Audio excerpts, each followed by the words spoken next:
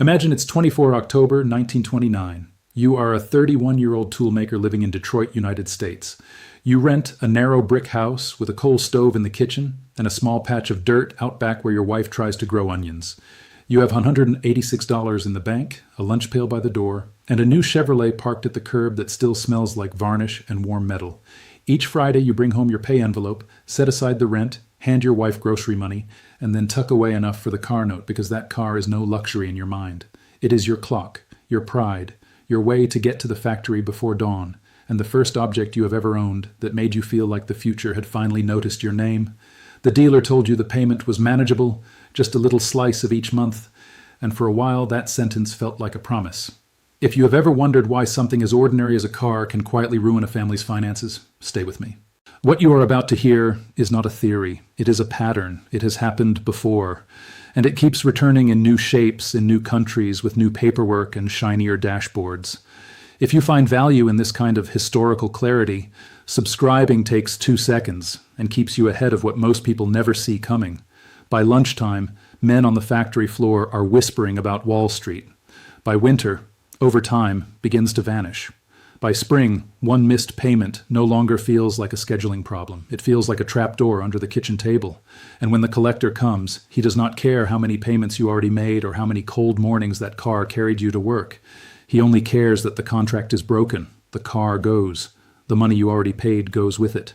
The future income you plan to use for saving, for a down payment on a house, for your son's shoes, for a cushion against bad luck, has already been eaten. That is what this video is about.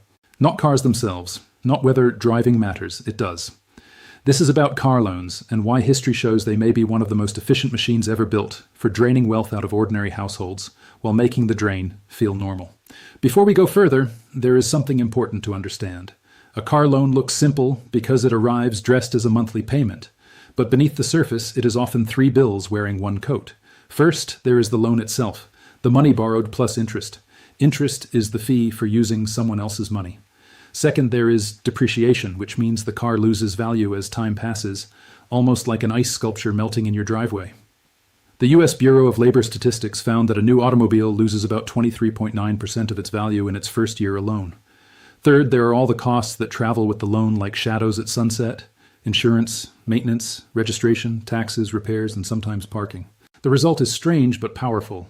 The debt stays solid while the thing you bought keeps shrinking. That is the secret key to this whole story. A mortgage can at least point to a house that might hold value or even rise over time. A business loan can point to a machine that produces income. But a car loan usually finances a tool that wears out, gets old, and often falls in price faster than the debt falls with it. That is why so many borrowers end up underwater. Underwater means they owe more on the car than the car is worth. It is like carrying a bucket with a hole in the bottom, while promising to deliver every drop at the end of the road. The lender sees an asset that can be seized. The borrower sees transportation. And in that gap between those two views, a great deal of household wealth disappears. Now here is where it gets interesting. The danger is not just the interest rate, though that matters. It is the way the monthly payment hides the total sacrifice. A long loan can make an expensive car feel affordable in the same way a dim room can make a crack in the wall look harmless. You do not feel the full price all at once. You feel it drip by drip. And because the payment becomes part of the rhythm of life, people start treating it like rent or electricity, something permanent, something natural, something not worth questioning. History shows that once a society begins thinking about transportation in monthly payment terms instead of wealth-building terms, the trap is already half closed. This brings us directly to the first part of the story. The modern car loan did not simply help people buy automobiles. In many ways, it helped create the modern consumer economy itself. In 1919, General Motors created the General Motors Acceptance Corporation, or GMAC, in New York City.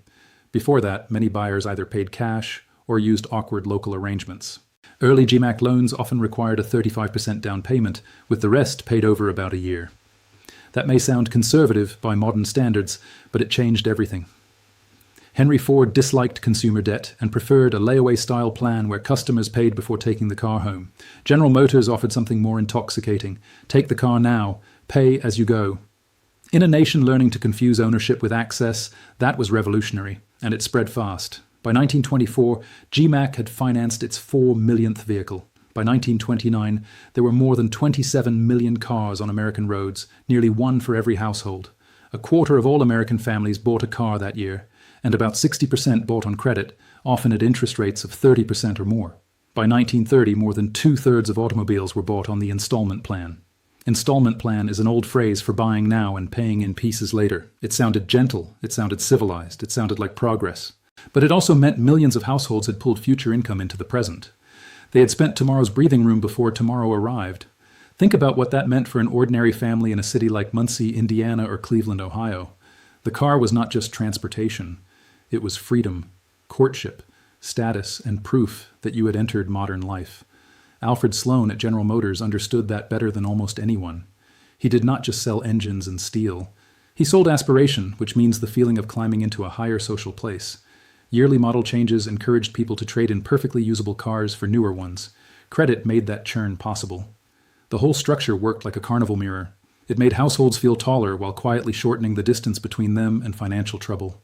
Then the economy broke. Not in one clean snap, but like beams rotting inside a house before the roof finally sags. As the Great Depression spread, wages fell, jobs vanished, and families discovered what installment debt really meant in hard times. Missed payments triggered repossession. Repossession means the lender takes the car back.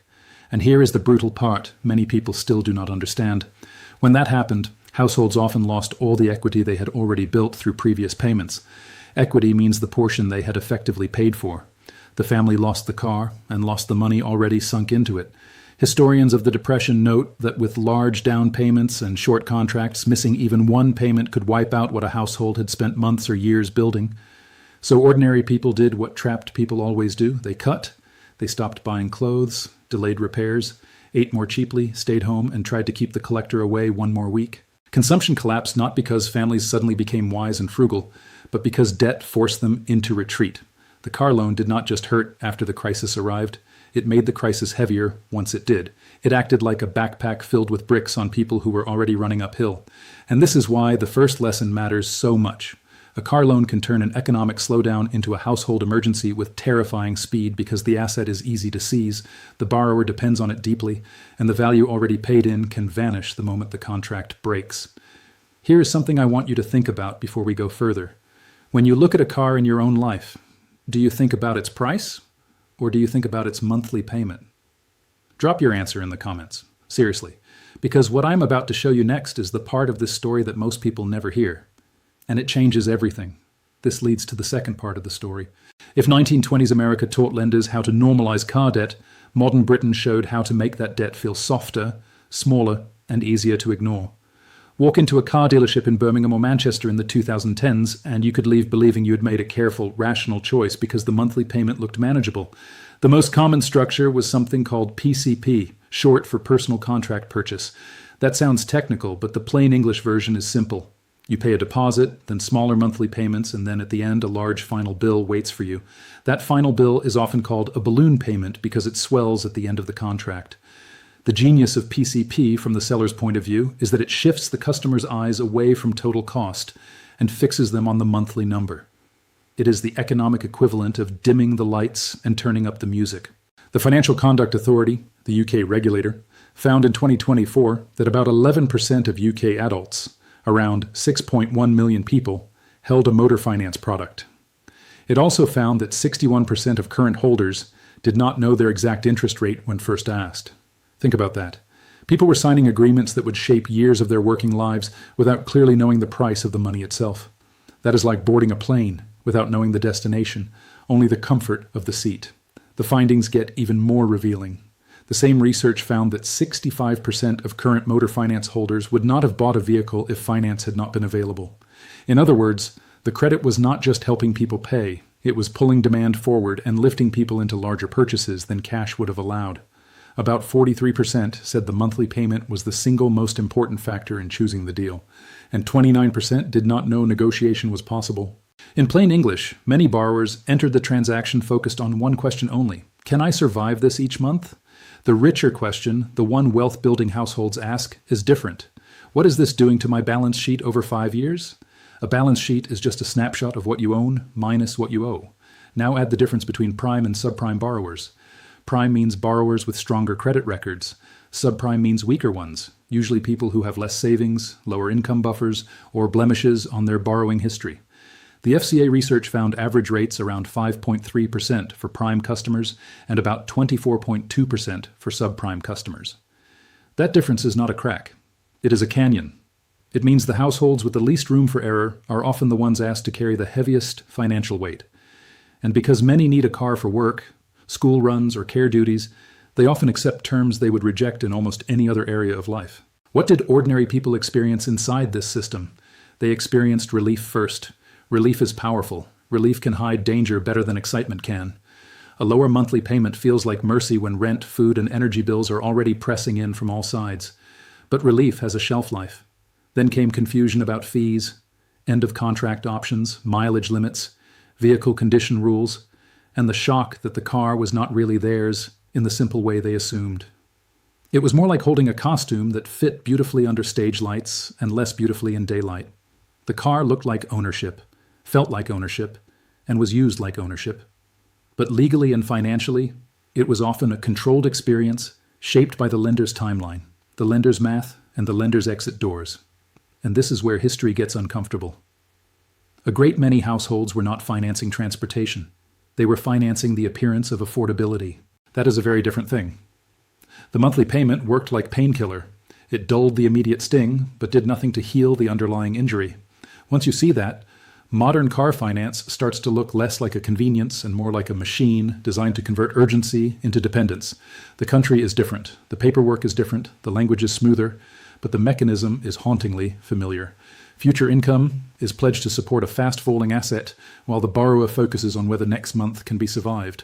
Look at what happened next in the United States after the pandemic shock. During the years from 2020 into 2023, vehicle prices surged by roughly 30%. That alone would have been painful enough, but many households did not respond by stepping back. They responded the way households often do when they fear being locked out of a necessary good. They borrowed more. A Federal Reserve note found that average required monthly auto payments rose from about $470 in January 2020 to about $600 by January 2023. The main driver was not just higher interest rates, it was larger loan amounts. In other words, the car got more expensive, so the debt got bigger, so the monthly bill rose and the squeeze tightened. By the second quarter of 2024, auto loan balances in the United States stood at about $1.63 trillion. Over the previous year, around 8% of auto loan balances had transitioned into delinquency. Delinquency means falling behind on payments. Serious delinquency on auto balances rose to 2.88% in the second quarter of 2024, up from 2.41% a year earlier. Experian reported that the average U.S. auto loan balance reached $24,297 in the third quarter of 2024, with average monthly payments at $662. That is not a side bill anymore. For many households, it is a second rent payment sitting in the driveway, slowly rusting under the weather, while quietly demanding obedience. The pressure was worst where history would lead you to expect it. Among subprime and near-prime borrowers, delinquency rates rose far faster than the average. Experian's 2025 figures showed used car loan rates around 18.99% for subprime borrowers and 21.58% for deep subprime borrowers. Deep subprime means the weakest credit tier of all. Now put those rates beside a car that is losing value every month. It is like trying to climb an escalator going down while carrying groceries in both arms. Every step costs effort, and the machine is designed so that stopping for even a moment sends you backward. Then comes the most dangerous stage of all, negative equity. Negative equity means the borrower owes more than the vehicle is worth. The Consumer Financial Protection Bureau found that between 2018 and 2022, 11.6% of vehicle loans in its data set included negative equity from a trade-in rolled into the next loan. For those transactions, the average negative equity amount was $5,073 for new vehicles and $3,284 for used vehicles. Borrowers who financed negative equity had average loan terms of 73 months, compared with 67 months for people with no trade-in, and those borrowers were more than twice as likely to have their account assigned to repossession within 2 years. Pause there for a second. This is one of the least understood wealth drains in modern household finance. A family trades in a car that already has debt attached to it. The old unpaid balance gets folded into the new loan. The new car begins life already carrying the ghost of the old one. It is not a fresh start. It is a snowball rolled downhill with yesterday frozen inside it. That is how households can make years of payments and still feel like they are standing in the same place. The CFPB's repossession report makes the ending even harsher. By December 2022, 0.75% of all outstanding auto loans were assigned for repossession, up 22.5% from December 2019. For deep subprime borrowers, the assignment rate reached 3%. Even after a car is seized and sold, the story may not end. Many consumers are left with a deficiency balance, which means debt still owed after the lender sells the repossessed vehicle. By December 2022, the average deficiency balance had climbed to $11,340. So the household loses the car, loses mobility, suffers damage to credit, and still owes more than $11,000 on average. That is not a setback. That is a financial amputation. Most people will never know what you now know. Most people will keep trusting systems they do not understand. If you are still here, you are not most people. Hit subscribe. Because the next section is the part this channel was made for, the part they never put in textbooks. Now observe what all of these cases have in common. The same mechanism, different countries, different decades. Same result. In 1929, America, credit let families pull tomorrow's wages into today's driveway. In modern Britain, car finance trained buyers to stare at the monthly payment while the true cost stayed in the shadows. In the post-2020 United States, larger loans, longer terms, and rolled over debt turned transportation into a chain of obligations that many households could not break. The names changed: installment plans, PCP, negative equity, but the structure stayed almost perfectly consistent. First, the car is emotionally important and practically necessary, so people accept contracts they would question in other settings. Second, the monthly payment makes a large cost feel bite-sized, like cutting a heavy anchor into polished little pieces and pretending it no longer weighs the same. Third, the asset falls in value fast, while the debt falls slowly. Fourth, the lender has an unusually direct remedy. Miss enough payments and the car can be taken. Fifth, because the car is often tied to getting to work, losing it can damage income precisely when the household needs income most. The debt does not just drain savings, it can sabotage the borrower's ability to earn the money needed to escape it. At this point, the pattern becomes impossible to ignore. Car finance is not dangerous because every borrower fails. Many do not. It is dangerous because it turns a basic need into a highly efficient transfer system. Money moves from future paychecks into interest, fees, insurance costs, replacement cycles, and depreciation. Time moves with it. Opportunities move with it. The house down payment that never gets built. The emergency fund that never reaches safety. The retirement contribution that is delayed year after year because the vehicle outside must be fed first. Collapse is not always a fire. Sometimes it is a leak under the floorboards, so quiet that the house looks fine until the wood gives way. And who gets hurt the most? History is unambiguous on this point. The burden falls hardest on people who need the car most and can least afford a mistake. Workers on the edge of town, families with one income and one vehicle, young adults trying to look employable, parents who must shuttle children and cannot risk missing shifts, people with lower credit scores, people without savings, people living in places where there is no meaningful alternative to driving. In every era, these households walk closest to the cliff. In Depression-era America, the middle and working classes discovered that a repossessed car was not just lost convenience. It was lost equity, lost status, and often lost access to work. Families cut spending across the board to avoid default because they knew the lender could remove not just a possession, but a piece of daily survival. In modern Britain, subprime borrowers faced average rates around 24.2%, compared with 5.3% for prime customers. That means the exact households with the least financial oxygen were often breathing through the narrowest straw. In the United States, deep subprime borrowers reached repossession assignment rates of 3% by late 2022, 4 times the overall rate. These are not random outcomes, they are structural outcomes. The bridge sways most where the boards are weakest. Now look at what happens to those on the stronger side of the line. Households with cash reserves, better credit, stable income, and the ability to keep a car for a long time often walk away relatively fine. Some still overpay, some still mistake comfort for value. But they are less likely to face the brutal chain reaction. A surprise repair does not automatically mean a missed payment. A temporary job loss does not instantly become a repossession crisis. Better credit also means cheaper money, and cheap money when attached to a bad asset is still a cost, but it is not the same kind of trap as expensive money attached to a bad asset. One is a headwind, the other is a rip current. Here is a counterintuitive fact most people miss. The lender's willingness to approve you does not prove the purchase is good for your wealth. It only proves the lender believes the contract is good for the lender. That sounds obvious when spoken aloud, but in real life, people treat approval like a stamp of affordability. History laughs at that assumption. In the 1920s, easy auto credit helped build a new mass market. In modern dealerships, sophisticated finance products helped millions drive away in vehicles they could service only if nothing went wrong. In the 2020s, rising loan sizes helped preserve sales volumes even as prices climbed. At every stage, the system's success metric was movement of cars, not improvement of household balance sheets. And this is where history gets truly uncomfortable. Cars are often sold as freedom, but financed badly, they can become a payroll deduction with headlights. They can look like mobility while behaving like gravity. They can help a household reach work while preventing that same household from turning work into wealth. That is why car loans deserve to be discussed not just as transportation tools, but as class-shaping instruments. They sort people. They reward liquidity, which means ready cash. They punish fragility, which means living with no cushion.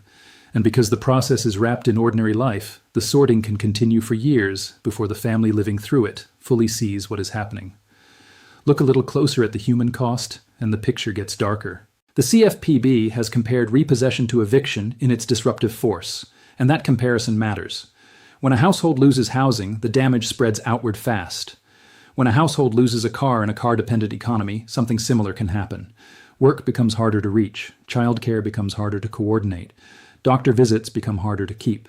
The timetable of life stops matching the timetable of buses, neighbors, or favors. For many families, the repossession truck does not just remove a vehicle, it removes the hinge on which the week swings. And even then, the bill may keep breathing. By late 2022, the average deficiency balance after repossession was $11,240. Deficiency balance is a cold phrase for a brutal reality. It means the lender sold the car and the family still owed money after the sale. Imagine a storm tearing the roof off your house and then sending you an invoice for the rain. That is what this feels like in plain human terms.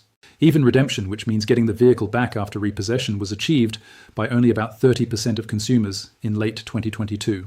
Most did not recover the car. They lost the asset, kept much of the debt, and carried the credit damage forward like a bruise that keeps getting pressed. This is why a car loan can destroy wealth so efficiently. It is not only expensive when life goes right, it can become catastrophic when life goes wrong. The question is not whether this pattern will repeat.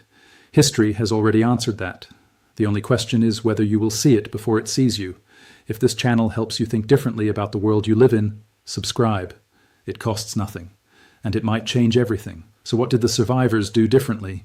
Not perfectly, not always intentionally, but the historical record shows that those who came through these periods with more of their wealth intact largely shared a few traits. First, they separated transportation from identity. They treated the car as a tool, not a public performance. That sounds small, but it is enormous. Once a car becomes a stage costume for status, almost any payment can be rationalized. When it remains a tool, the math gets clearer. A hammer does not need to impress the neighbors. A commuter car does not need to advertise a fantasy. Second, they respected total cost more than monthly comfort. They understood that a lower monthly bill can simply mean a longer leash. The contract may feel lighter because the weight is spread out, not because the weight is gone.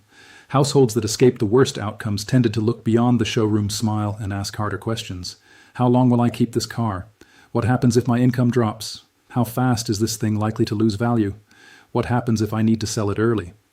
These are not glamorous questions. They are beam testing questions. They tell you whether the floor will hold before you start dancing on it. Third, they left themselves margin. Margin means breathing room, savings, flexibility, time. The 1920s family with no cushion was one missed payment from losing both mobility and equity.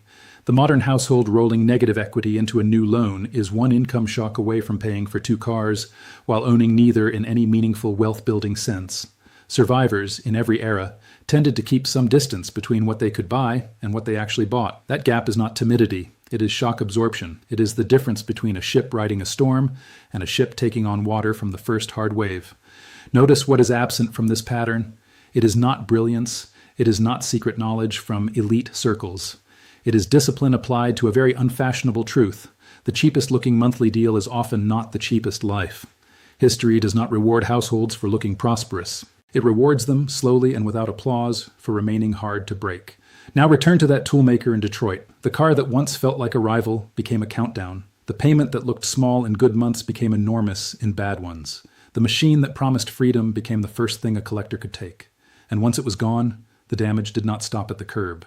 It spread into the week's groceries, the search for work, the marriage under strain, the child who noticed the silence at dinner, even if no one explained it. That is the real history of debt on a falling asset. It does not usually explode like dynamite. It hollows a life out like water moving through stone. Car loans are not evil in some cartoon sense. They are contracts. Sometimes they solve real problems. Sometimes they help people reach jobs, care for family, and bridge a difficult season. But history shows that when a society normalizes borrowing heavily for fast depreciating assets, wealth creation becomes harder for ordinary people almost by design. The more years of income that must be fed into transport debt, the fewer years of income remain to build safety, ownership, and independence. And because the burden falls hardest on those already under pressure, the pattern tends to widen the gap between households that can recover from shocks and households that cannot.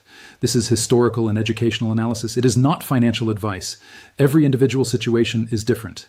Please consult a qualified professional before making any financial decision. This video is not for everyone. Most people will dismiss it. But if one person in your life needs to hear this, share it with them.